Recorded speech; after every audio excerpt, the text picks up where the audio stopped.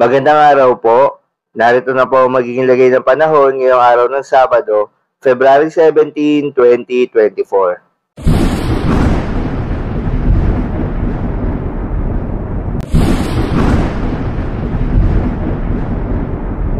Sa kasalukuyan nga tayo sa pag-asa, itong mahinang northeast monsoon o hanging amihan ang patuloy na nakakaapekto sa extreme northern Luzon.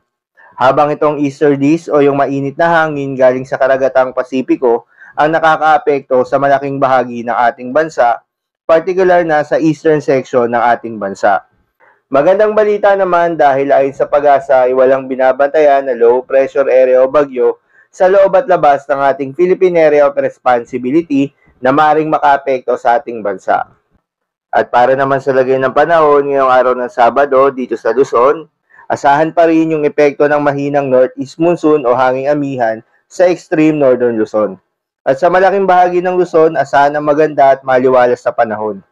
Asahan ng medyo malamig na panahon sa bahagi ng Babuyan Islands at Batanes dahil sa epekto pa rin ng amihan.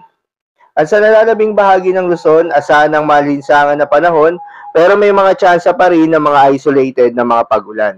Para naman sa lagay ng panahon sa Visayas at Mindanao, dahil sa easterlies, medyo lalamig yung panahon sa may eastern Visayas at sa Caraga dahil sa mga kalat-kalat na mga pag-ulan na thunderstorms.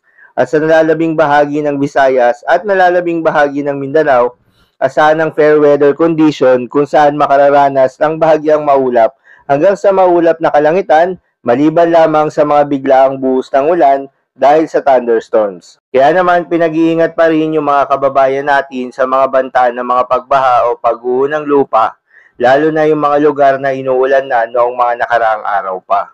Para naman sa lagay ng mga dagat baybayin, ayon sa pag-asa ay walang nakataas na gale warning sa anumang seaboards ng ating bansa. Pero pinag-iingat pa rin yung mga papalaot na kababayan nating mangingisda at yung may mga maliliit na sasakyang pandagat sa may silangang bahagi ng ating bansa dahil posible yung katamtaman hanggang sa napakaalo na karagatan. So, ilamang po para sa lagay ng panahon ngayong araw ng Sabado. Keep safe everyone!